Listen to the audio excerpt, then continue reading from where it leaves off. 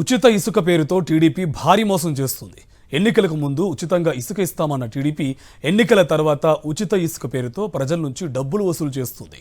ఇసుక ర్యాంపుల వద్ద టన్నుకు రేటు కట్టి బ్యానర్లు పెట్టి మరీ విక్రయిస్తున్నారు. ఇక అగనంపూడిలో టన్నుకు 1394 రూపాయలు, నక్కపల్లిలో టన్నుకు 1225 రూపాయలు, అలాగే నర్సీపట్నంలో టన్నుకు 1225 రూపాయలు తీసుకుంటున్నారు. ఉచితం పేరుతో డబ్బులు వసూలు చేయడంతో ఇసుక కొనుగోళ్లకు ప్రజలు ముందుకు రావడం లేదు. ఇదేనా ఉచిత ఇసుక విధానం అంటూ ప్రజలు ఆగ్రహం వ్యక్తం చేస్తున్నారు. ఎన్నికల్లో ఇచ్చిన హామీని టీడీపీ విస్మరించిందంటూ అసంతృప్తి వ్యక్తం చేస్తున్నారు ప్రజలు.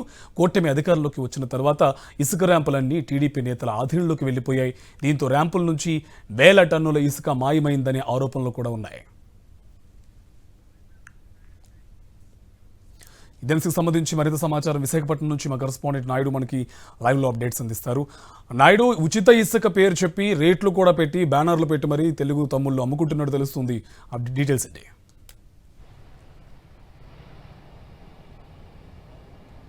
కార్తిక్, ఎన్నికలకు ముందు కూటమి నేతలు తాము అధికారంలోకి వస్తే ఉచితంగా రాష్ట్రంలో ఇసుక విధానాన్ని అమలు చేస్తామని చెప్పి హామీ ఇచ్చారు. ఎన్నికల మేనిఫెస్టోలో కూడా వారు పెట్టడం జరిగింది.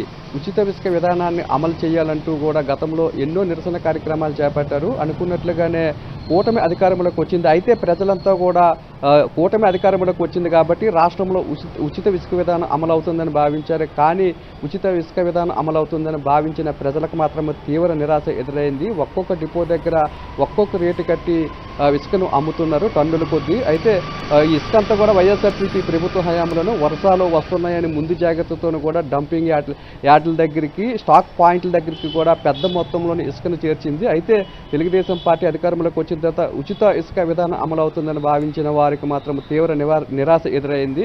ఇక విశాఖపట్నం, ఉమ్మడి విశాఖ జిల్లాలో చూసుకున్నట్లయితే అనకాపల్లి జిల్లాలోను అలాగే విశాఖపట్నం జిల్లాలో 4 స్టాక్ పాయింట్లు ఉన్నాయి. అనకాపల్లి జిల్లాకు సంబంధించి నర్సీపట్నంలోను అలాగే పాయకరాపేట నియోజకవర్గంలోని స్టాక్ పాయింట్లు ఉన్నవి. ఉమ్మడి విశాఖ జిల్లాకు సంబంధించి అగనంపూడిలోని భీమిలి నియోజకవర్గంలో కూడా స్టాక్ పాయింట్లు ఉన్నాయి.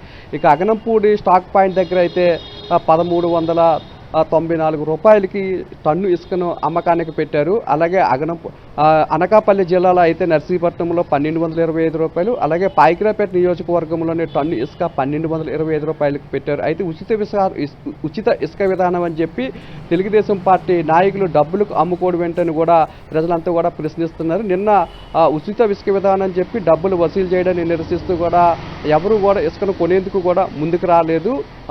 ఎప్పుడైతే తమకు ఉచిత ఇసుకను ఇస్తారో అప్పుడు మాత్రమే తాము కొనుగోలు చేస్తామని చెప్తున్నారు. అధికారుల దగ్గరికి వెళ్ళి కొంతమంది అడిగినప్పటికీ కూడా ఈ 1225 రూపాయలు అలాగే 1394 రూపాయలు అనేది కేవలం మీకు ఇసుకను అమ్మడానికి మాత్రమే, ఉచిత ఇసుక విధానం అనేది ఇంకా అమల్లోకి రాలేదని, ఏదైనా మీరు ఉచిత ఇసుక ఇచ్చిన తర్వాత ట్రాన్స్పోర్ట్ ఛార్జీలు మీకు అదనంగా కూడా పడతాయని చెప్పి అధికారులు చెప్పడంతో అక్కడి నుండి చాలామంది ఇసుక కొనకుండానే నిరాశతోనే వెనుదిరిగారు. ఎన్నికలకు ముందు మాత్రం తాము అధికారంలోకి వస్తే ఉచిత ఇసుక విధానాన్ని అమలు చేస్తామంటూ చెప్పి తెలుగుదేశం పార్టీ నాయకులు అలాగే పవన్ కళ్యాణ్ కూడా పెద్ద ఎత్తున ప్రభుత్వానికి వ్యతిరేకంగా పోరాటం చేశారు. భవన కార్మికులకు ఉపాధి దొరకకుండా పోతుందని చెప్పడం కూడా జరిగింది. విశాఖపట్నంలో పవన్ కళ్యాణ్ అయితే ఉచిత ఇసుక విధానాన్ని అమలు చేయాలి, అలాగే భవన కార్మికులకు అన్యాయం జరుగుతుందని చెప్పి పెద్ద ఎత్తున ర్యాలీ కూడా నిర్వహించారు. తెలుగుదేశం పార్టీ అధ్యక్షుడు చంద్రబాబు నాయుడు ప్రతిపక్ష నేతగా ఇసుకను అమ్ముకుంటున్నారంటూ కూడా పెద్ద ఎత్తున ఉద్యమాలు కూడా చేయడం జరిగింది. కానీ అధికారంలోకి వచ్చిన తర్వాత ఏదైతే ఉచిత ఇసుక విధానాన్ని అమలు చేస్తామని చెప్పారో ఆ విధానం ఎక్కడా కూడా కనిపించలేదు. డిపోల దగ్గర